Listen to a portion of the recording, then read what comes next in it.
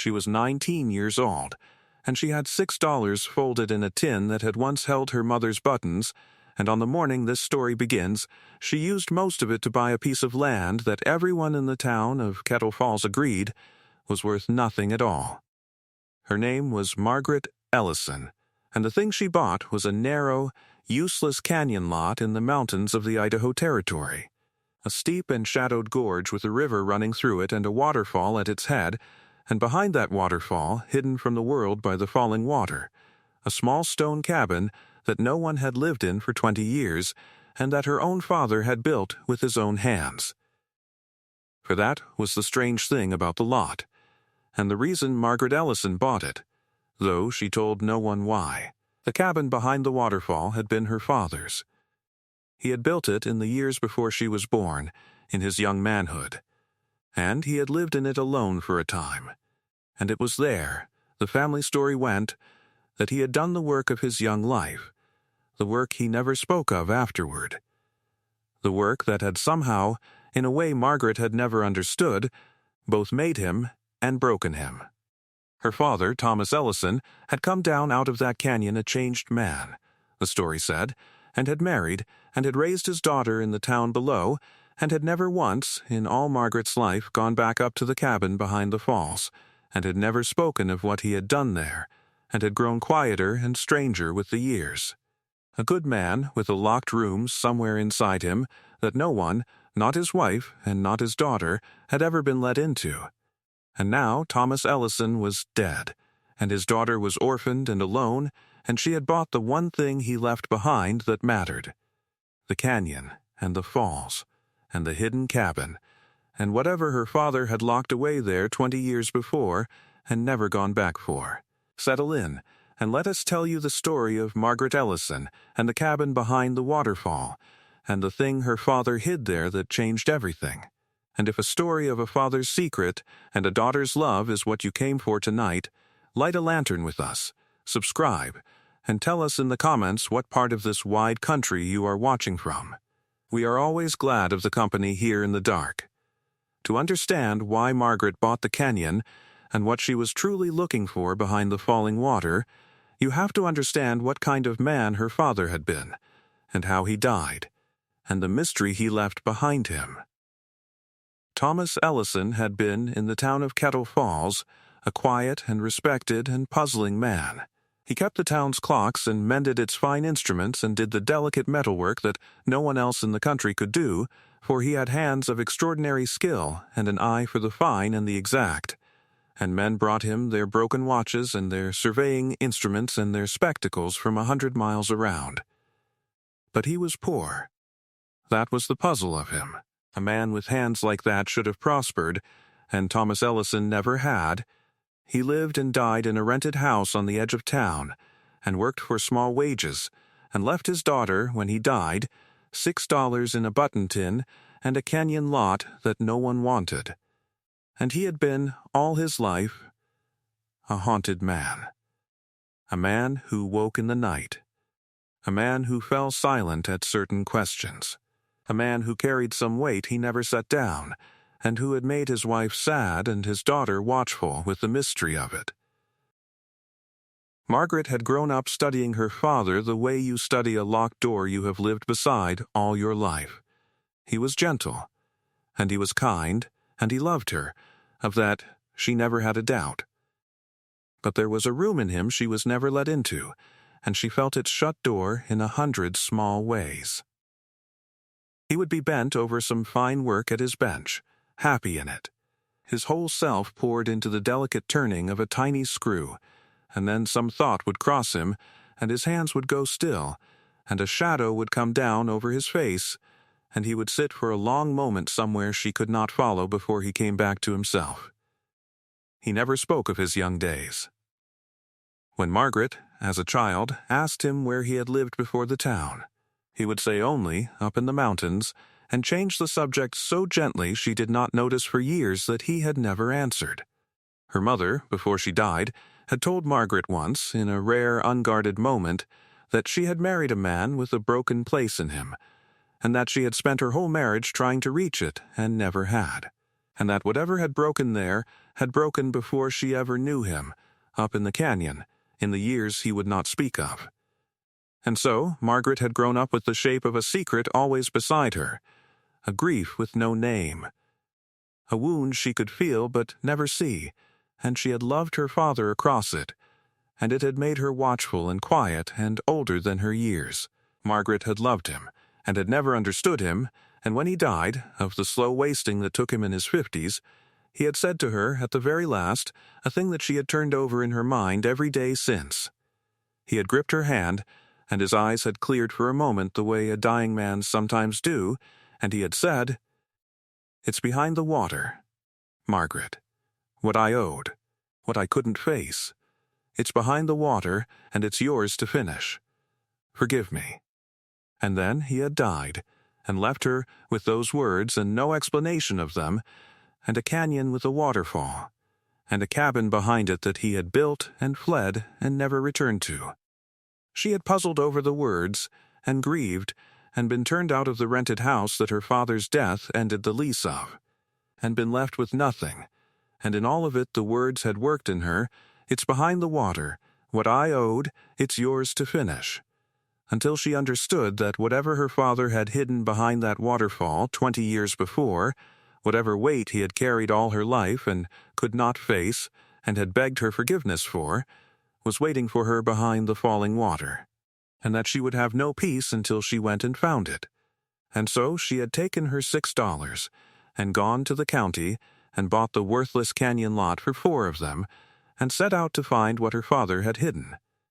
The canyon was a half-day's walk up into the mountains from the town, and Margaret went up alone on a fine spring morning with her father's tools in a satchel on her back. For she had kept his tools when all else was sold, and with the $4 deed folded in the button tin, and she came up at last into the shadowed gorge and heard, before she saw it, the sound of the falls. It was a beautiful and a lonely place.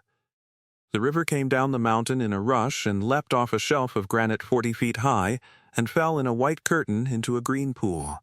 And the sound of it filled the whole canyon, and the spray hung in the air and made rainbows in the morning sun, and ferns grew green on the wet black rock, and it was, Margaret thought, the loveliest place she had ever seen. And she understood for the first time why a young man might have come here to be alone and to do the work of his heart. And behind the white curtain of the falls, just visible through the falling water, was the dark shape of the cabin.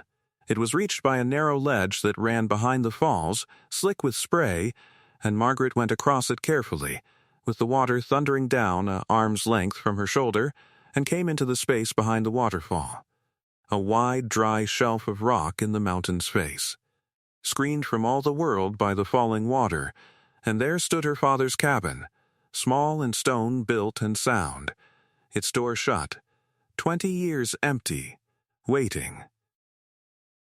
The crossing of that ledge was a thing she would remember all her life. The water came down beside her in a solid roaring wall, close enough to touch, and the whole world went to sound and spray and the cool, wet breath of the falls. And for the length of that narrow, slick passage she was neither in the world nor out of it, but passing through the very curtain that had hidden her father's secret for 20 years. And when she came out the other side into the dry shelf behind the water, into the strange green underwater light that filled the space, into the deep hush that the roaring somehow made, rather than broke, she understood at once why a wounded young man had chosen this place to do the work of his heart. It was a place outside the world. Behind the falling water, a person was hidden from everything, from the town and its judgments and its thieves, alone with the work and the water and their own soul. Her father had built himself a room behind a waterfall, and Margaret, standing in it, felt closer to him than she had ever felt in life, for she was standing at last inside the locked room, on the far side of the shut door, in the one place on earth that had held the whole of the mystery of him. She stood a long moment before she opened the cabin, for she was about to enter the locked room of her father's life, the place he had fled and never returned to, and she was afraid of what she would find. And then she opened the door and went in. The cabin was one room, dim and dry, lit only by the strange, shifting green light that came through the curtain of the falls, and it was, Margaret saw, a workshop. Her father's first workshop, left exactly as he had abandoned it 20 years before. There was a workbench and tools rusted with the years, and the fine small machinery of the delicate trade he had practiced all his life. And there was, on the bench, under 20 years of dust, a thing half finished, a thing her father had been making when he fled this place, and had never come back to complete. She recognized the character of the place at once, though she had never seen it, for it was her father's bench laid out in her father's way, every tool in the place his careful habit would have put it. The same order she had grown up beside in the town below, as though he had built this first workshop and then, 20 years later, unconsciously rebuilt its very arrangement in the second, carrying the shape of this hidden room with him all his life without ever speaking of it. And as Margaret Ellison cleared the dust away and looked at what her father had been building behind the waterfall, she began, slowly, to understand the mystery of his whole sad life. It was a machine, a beautiful and intricate machine, half-finished, made of brass and steel with the extraordinary fineness that only her father's hands could have achieved, and it took Margaret a long while of study, turning her father's notes and drawings that lay yellowed on the bench, to understand what it was meant to be. It was a pump, but not an ordinary pump.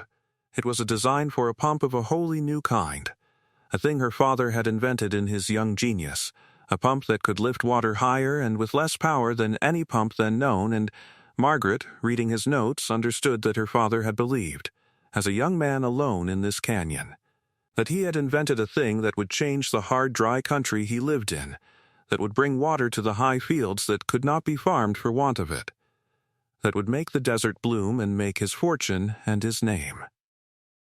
He had come to this canyon a young man on fire with an invention, and he had built it here, behind the waterfall, using the falls themselves to test his pump. And he had been, Margaret understood from the joy in the early notes, the happiest man alive. And then, something had gone wrong. Margaret read it in the notes, the joy curdling page by page into something darker, and she pieced the story together over the days that followed, from the notes and from what she came to learn in the town below. Her father had not been alone in his great work. He had taken a partner, a man from the town who had money to invest, a man named Josiah Crane, and Crane had put up the money for the materials and the patent, and had promised to bring the invention to the world and split the fortune fairly. And Thomas Ellison, who was a genius with his hands and a child in the ways of men, had trusted him. And Josiah Crane had betrayed him.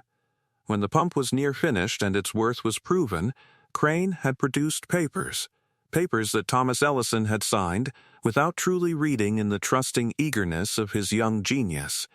And the papers gave the whole of the invention, the patent and the design, and every future dollar it would earn, to Crane alone, and cut the inventor out entirely. And when Thomas Ellison protested, Crane had laughed at him, and told him the law was the law and the papers were signed, and had taken the design, or so he believed, and left the young inventor with nothing but the shame of having been made a fool. But here was the thing that was the whole tragedy of Thomas Ellison's life, the thing Margaret came at last to understand behind the waterfall. Her father had not, in the end, let Crane have the pump. In his grief and his rage and his shame, he had done a thing that was half nobility and half madness. He had stopped.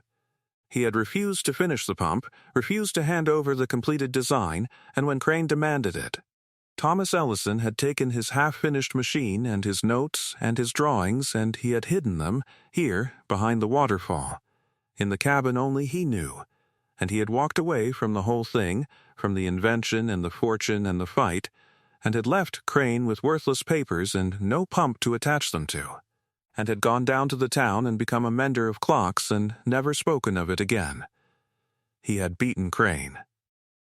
But he had beaten him at a terrible cost, for in hiding the pump from the thief, he had hidden it from the world, and the invention that could have brought water to the whole dry country, that could have been his gift to the hard land and its people, had sat behind a waterfall for 20 years doing no one any good, and Thomas Ellison had carried, all the rest of his life, the knowledge that he had let his life's great work die rather than let a thief profit from it, and that in punishing Crane he had punished everyone, and himself most of all. That was the weight he carried. That was the locked room. "It's behind the water," he had said. What I owed. What I couldn't face. He had owed the world his invention, and he had not been able to face finishing it, because to finish it was to reopen the wound of Crane's betrayal, and so he had let it lie, and it had eaten him alive across 20 years, and at the very end he had given it to his daughter to finish, because he could not, and had begged her forgiveness for the burden of it. Margaret Ellison sat behind the waterfall with her father's unfinished machine and his sad notes around her, and she wept for him, for she understood him now, at last, understood the whole of his quiet broken life, and she loved him no less for his one great failure, but more, for she saw the nobility tangled up in it. The wronged man who would not let a thief win even at the cost of his own heart. And then she dried her eyes, because she was her father's daughter, and she had his hands and his eye and his stubbornness, and she had been given a thing to finish, and she meant to finish it. The finishing of it was the work of a summer, and Margaret did it behind the waterfall, alone, with her father's tools and her father's notes, and the extraordinary skill that was her inheritance from him, for Thomas Ellison had taught his daughter his trade all through her childhood, without either of them ever knowing that he was preparing her to complete the one thing he could not. She had his hands. She had sat at his bench since she could walk, mending the fine, small machinery of the town, and she understood the language of gears and springs and fine tolerances the way other people understood their mother tongue, and when she studied her father's half-finished pump and his notes, she found that she could read his mind in the metal, could see where he had been going, could take up the work exactly where his grief had made him drop it 20 years before. She moved up to the canyon for the summer and lived in the cabin behind the falls as her father had lived there before her, and worked at his bench in the green, shifting light, and finished his machine. It was the hardest work she had ever done, for it was fine work and exact, and a single part wrong would ruin the whole. And there were problems in the design her father had not solved before he fled, problems she had to solve herself, and there were days she despaired, and days she felt her father at her shoulder guiding her hands. She learned, that summer, the true depth of what her father had given her without either of them ever knowing it. All those years at his bench, mending the town's watches and instruments while he watched over her shoulder and corrected her hands, he had been teaching her a language, the language of fine mechanism, of gears and springs and escapements, and the tiny exactitudes on which everything turns. And now, alone behind the waterfall with his half-finished masterwork, she found she could speak it fluently. She could read his mind in the metal. Where his notes broke off, she could see what he had been reaching for, could feel the shape of the solution he had been circling when his grief made him drop the work, and more than once she solved a problem and then, turning a page of his notes, found that he had been on the very edge of the same solution 20 years before, so that it seemed less that she was finishing his work than that the two of them were doing it together across the years. His hands and hers, his mind and hers, the dead father and the living daughter bent over the same bench in the same green light. There were parts she had to make from nothing, tiny brass pieces cut and filed and fitted by hand to tolerances finer than a hair, and she made them. For she had his hands, and there were calculations she had to work through by lamplight late into the night, and she worked them. For she had his mind, and slowly, part by part, across the long summer, the abandoned machine came whole. And there were evenings when the work went badly, when a piece she had labored over for days proved wrong and had to be made again, when the whole thing seemed beyond her, and she wondered what a 19-year-old girl was doing alone in a canyon trying to finish the work that had broken a genius.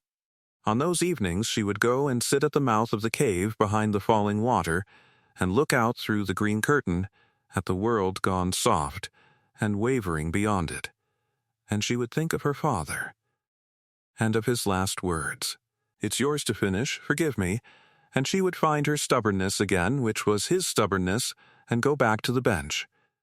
For she had understood a thing about her father's gift to her, that he had not only left her a machine to finish, he had left her the hands to finish it and the heart to want to, and that was the truest inheritance a father ever gave a child, worth more than the $6 in the button tin, worth more even than the invention itself. But by the end of the summer, it was done. The pump that Thomas Ellison had invented in his young joy and abandoned in his grief stood finished at last, completed by his daughter's hands, and when Margaret carried it to the head of the falls and set it to work. Using the falling water to drive it as her father had meant, it worked. It lifted the water higher and with less power than any pump then known, exactly as her father had promised in the joyful notes of his young manhood, and Margaret Ellison stood in the spray of the falls and watched her dead father's invention come to life in her hands. And it was, she thought, the finest moment of her life, and his. What she did then was the thing that finished her father's story and redeemed it. She did not hide the pump, as he had. She did not let it die behind the waterfall as the price of an old betrayal. She took it out into the world, as he had never been able to.